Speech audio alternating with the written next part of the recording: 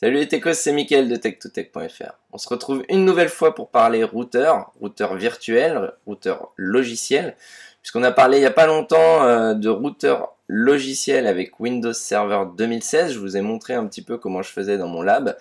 Et cette fois, on va voir ça, mais avec ViOS, qui est un routeur logiciel basé sous Debian, Linux, qui est un fork de Vayata. Donc ce routeur logiciel, finalement, va vous permettre de faire quasiment tout ce que vous pouvez faire avec un routeur matériel, que ce soit du NAT, ce qu'on va voir aujourd'hui, de l'IPv6, du VPN. Ça va vous permettre de bidouiller un petit peu si vous aimez le monde du réseau et que vous voulez tester ce routeur virtuel. Donc comme je vous l'ai dit tout à l'heure, j'avais déjà fait une vidéo, je vous la mettrai par là, un petit lien. Une vidéo avec Windows Server 2016 qui permet de faire exactement la même chose qu'on va voir aujourd'hui, donc faire du NAT, c'est-à-dire de donner au réseau, à mon lab en fin de compte, accès à ma box pour pouvoir avoir internet. Je vous remontre un petit peu le schéma que j'avais déjà montré. Ici en fait on a du coup le schéma à peu près en gros de mon lab. Ici on a le réseau de mon lab et ici mon réseau domestique. Donc en 192.168.1.0, ça c'est le réseau. L'idée ça va être de mettre notre routeur, donc là je l'avais appelé routeur Windows Server 2016, aujourd'hui ça va être sur ViOS. Donc l'idée ça va être de lui mettre deux cartes réseau et de connecter l'une de ces cartes sur le réseau virtuel, VMware avec toutes mes VM, ou Hyper-V, en l'occurrence là ce sera Hyper-V, et une carte qui va sur mon réseau physique, du coup le réseau domestique. Et l'idée après c'est de faire du NAT pour pouvoir récupérer, pour pouvoir faire du routage en fait entre ces deux réseaux et pouvoir récupérer internet pour toutes mes VM. Donc voilà, on va voir ça tout de suite, c'est pas très compliqué. Et comme d'habitude, si vous avez des questions, n'hésitez pas sous la vidéo. Donc l'idée, vous voyez ici le site de ViOS, vios.io. C'est une distribution open source, vous allez pouvoir la télécharger ici et récupérer en fonction de votre architecture l'ISO qui va bien. Donc là en l'occurrence sur un ordinateur standard 64 bits, vous allez récupérer ViOS AMD 64.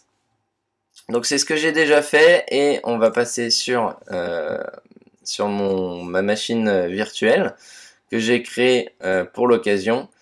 N'oubliez surtout pas bien entendu de mettre le nombre de cartes réseau souhaité en fonction du routage que vous allez faire. Si vous voulez router vers plusieurs destinations, à ce moment-là, il faudra mettre un nombre de cartes égal au nombre de destinations. Donc là, en l'occurrence, moi, c'est juste l'idée, c'est de passer de mon switch external, donc là, c'est mon réseau domestique, vers mon réseau lab.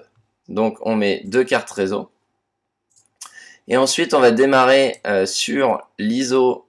Vous voyez qu'il est ici sur l'ISO de ViOS pour pouvoir installer la distribution.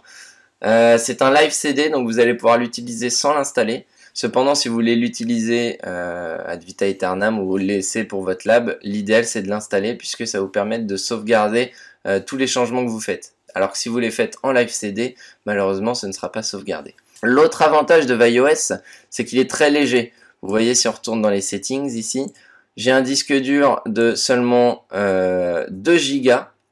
Et vous voyez que pour le moment, bon, il y a 4 mégas d'installé, c'est normal, il est en live CD, mais vous n'aurez pas besoin de plus de 2 Go. Ensuite, pareil pour la mémoire, on est sur 512 mégas, donc c'est bien moins que le routeur que je vous avais présenté avec Windows Server 2016. Donc voilà, donc là on peut se loguer, donc l'identifiant c'est ViOS et le mot de passe c'est la même chose. Alors à savoir qu'au début, vous voyez, on est en QWERTY. Donc une des premières choses à faire, ce sera, une fois qu'on l'aura installé, de passer sur le clavier le plus adapté selon vous. Donc là on va lancer l'installation avec la commande toute simple, installe image. Donc attention au clavier QWERTY. Et là il nous dit, est-ce que vous voulez installer ? voulez-vous continuer? On met oui. Alors, le partitionnement, donc là, moi je vais tout laisser en automatique sur SDA. Oui. Donc, quelle est la taille de la partition que vous voulez créer? Donc, on va prendre la totalité de mon disque. Et donc là, l'installation va poursuivre. C'est très rapide puisque c'est une distribution qui est vraiment légère. Donc le nom, on va lui mettre ZB GW01. Donc ça c'est pour Zero Bug Gateway 01.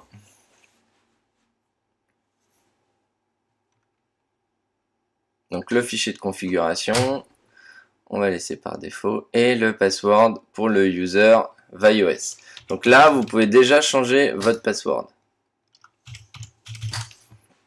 Donc sur quel disque on va installer Grub? Là, je vais laisser par défaut encore une fois. Et voilà, donc là, on a maintenant ViOS d'installer. D'ailleurs, si on retire le disque et qu'on redémarre ViOS, on va se retrouver maintenant avec une version installée. Donc c'est un routeur qui est très rapide à installer, beaucoup plus rapide que Windows Server 2016 et beaucoup plus léger encore une fois. Donc voilà, maintenant ViOS est installé. On va pouvoir passer à la configuration. Il va falloir s'authentifier avec le nom d'utilisateur ViOS et le mot de passe qu'on a défini tout à l'heure à l'installation. Mais avant de passer à la configuration du NAT, il va y avoir quelques petits trucs à configurer, notamment le clavier, puisque vous voyez que pour le moment c'est en QWERTY, donc c'est pas hyper gênant, mais c'est quand même mieux d'avoir un clavier identique à ce qu'on utilise. Donc moi en l'occurrence c'est de l'AZERTY, donc on va passer la petite commande sudo dpkg reconfigure. Tac, reconfigure console data. Donc là, ça va nous permettre de sélectionner un clavier français et AZERTY. Donc on va sur PC, AZERTY, français. Et là maintenant, on est bien en AZERTY. Ça va nous permettre de taper nos commandes plus facilement. Il faut savoir que la configuration va se faire en mode la configuration va se faire en mode configuration. Donc pour ça, on va taper la commande configuration, configure, pardon. Et à savoir que quand on commence à taper une commande, avec la touche tab, il y a l'autocomplétion. Donc si on tape con par exemple et qu'on fait tab, on va avoir toutes les commandes qui commencent par con, en l'occurrence configure. Donc si on fait conf et tab, ça passe. D'ailleurs, si on fait conf et qu'on appuie sur entrée, ça marche également. On va faire la configuration du système. Donc on va taper set system hostname pour lui donner le nom de machine. Donc là en l'occurrence ZBGW01. Vous pouvez choisir le nom de machine qui vous conviendra. On va également lui donner le nom de domaine. Donc c'est pas indispensable, mais je préfère le faire comme ça, puisque de toute façon il viendra s'intégrer dans mon domaine. Donc set system domain name et le nom du domaine. Ensuite on va faire un set system time zone et Europe / Paris. Voilà, donc là on est à peu près bon pour les configurations de base. On peut faire un commit pour envoyer les commandes et un save pour enregistrer la configuration. Il ne faut pas oublier de faire le commit et le save, parce que si vous redémarrez le routeur, vous perdrez toutes les configurations que vous aurez fait. On est toujours dans le menu de configuration, donc on va en profiter pour faire le reste. On va activer le SSH. Ça va nous permettre ensuite de pouvoir rentrer sur ce routeur en SSH avec PuTTY par exemple comme application depuis n'importe quel PC du réseau. Donc pareil, on peut faire commit save. Après le commit et le save, vous pouvez le faire à la fin une fois que vous avez lancé toutes vos commandes. Maintenant qu'on a fait tout ça, on va configurer les interfaces. Donc là, on va regarder quelles interfaces on a. Et on voit qu'on a deux interfaces, donc ETH0, ETH1, des interfaces Internet, mais on ne sait pas vraiment à quoi elles correspondent. Alors, si on regarde dans Hyper-V, on va retrouver effectivement deux interfaces. Et finalement, en fait, ce qu'il faut regarder, c'est l'adresse MAC, puisque vous voyez qu'ici, il y a l'adresse MAC qui s'affiche pour l'ETH0, l'ETH1. Donc, on va dans Hyper-V et on regarde dans les fonctionnalités avancées. On retrouve ici notre adresse MAC. Donc là, celle qui finit par 33, c'est mon réseau domestique. Celle qui finit par 34, c'est le réseau du lab. Donc on va configurer tout ça. L'idée, ça va être de donner accès, d'activer le DHCP pour la carte réseau du réseau domestique et on va donner une adresse IP fixe pour le réseau lab qui sera finalement la passerelle pour tous nos serveurs ou tous nos PC. Donc pour ça, c'est toujours dans le menu de configuration. Donc là, j'y suis pas sorti, donc il n'y a pas de souci. Donc cette interface Ethernet ETH0 et là, soit on lui donne une adresse, soit on lui donne le DHCP. Donc moi, en l'occurrence, je mets le DHCP.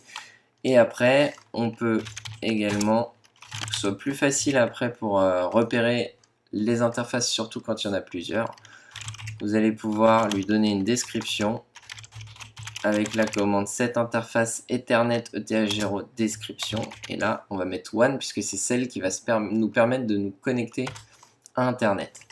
Une fois qu'on a fait ça, on va... Oups, je me suis gouré. On va configurer la deuxième interface. Donc l'interface 1. Et on va lui donner cette fois-ci une adresse IP fixe en 192.168.2.254. Donc ça, c'est une adresse que vous êtes libre de choisir en fonction de votre réseau. Et après, on n'oublie pas de lui donner le masque. Donc moi, c'est un masque en 24 bits, donc 255.255.255.0. Et on valide. Ensuite, on fait pareil. On lui donne une description. Donc cette fois, c'est le LAN. Donc on va mettre description LAN. Et là maintenant, si on fait un show interface, on retrouve nos deux interfaces correctement configurées. Donc on peut voir les adresses IP et la description. Donc maintenant, l'intérêt, ça va être de configurer le NAT. Donc ça, pour ça, on fait set NAT source rule 10 description. Donc pareil, on va lui donner une description. On va l'appeler NAT LAN to one, puisque c'est en fin de compte mon LAN, donc le LAN du lab, qui aura accès au WAN, à Internet.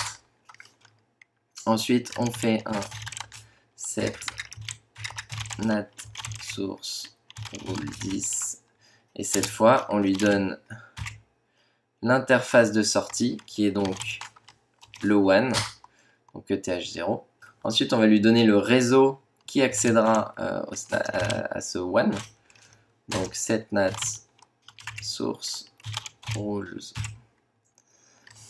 10 source adresse. Et là, on lui met l'adresse du réseau. Donc c'est 192.168.2.0, toujours en 24 bits. Et l'une des dernières choses à faire, c'est lui taper la commande set NAT source rules 10 translation adresse mascarade. Et là, en théorie, on est bon. J'ai pas encore fait le commit, donc c'est pas encore effectif. Donc là, ce que je vais vous montrer, c'est que si j'ouvre, donc on va fermer ça. Voilà, si j'ouvre une de mes machines virtuelles sur le réseau lab, est-ce que j'en ai une d'allumée? Oui. Par exemple, celle-ci. On va vérifier qu'elle est bien sur notre réseau lab. Donc c'est pas le cas, on va la mettre dessus. Donc là, si on regarde, vous voyez que on devrait, voilà, on est sur notre lab. Donc le DHCP nous a fourni une adresse en 192.168.2.105. Il nous a bien fourni la passerelle par défaut. Cependant, vu que le routeur, donc ViOS, n'est pas encore en place, on va se retrouver avec une erreur au niveau d'Internet. D'ailleurs, on le voit si on passe ici la souris, il y a marqué pas d'accès Internet. Donc pour résoudre ça, c'est très simple, hein. On va juste valider nos changements en faisant un commit. Donc là, il nous a fait, il nous a envoyé les paramètres sur ViOS. Le routeur est correctement configuré. J'ai pas encore fait de save, mais ça devrait fonctionner. Donc là, on va retourner dans notre machine virtuelle, faire un coup de Google. Et Google devrait être joignable. Voilà, ça a mis un petit peu de temps, mais Google est maintenant joignable. Donc maintenant qu'on a validé nos paramètres, il va falloir faire un save, puisque si je ne le fais pas, au redémarrage du routeur virtuel, on perdra toute notre configuration. Et là ensuite, on peut sortir du menu de configuration et profiter de notre routeur virtuel. Donc l'intérêt, c'est qu'il est très léger, puisque vous voyez que si on retourne dans les settings, on arrive à faire tourner un routeur virtuel avec 512 mégas de RAM. On peut aller peut-être un peu plus bas avec un seul virtual processeur. Et si on regarde notre disque dur, vous voyez qu'on a occupé que 484 mégas d'espace. Donc c'est vraiment très très léger. Alors que si on regarde, je ne sais pas si je l'ai encore. Si. Donc j'avais un routeur sur Windows Server 2016 et là on est déjà à 2 Go de mémoire et un disque dur de 40 Go, quelque chose comme ça. Donc voilà, la vidéo sur ViOS est terminée. Si vous avez des questions, n'hésitez pas, les commentaires sont là pour ça. Vous pouvez aller voir également l'article que j'ai fait sur tech2tech.fr sur ViOS. Vous aurez peut-être un peu plus d'informations. Je vous dis à bientôt, ciao ciao.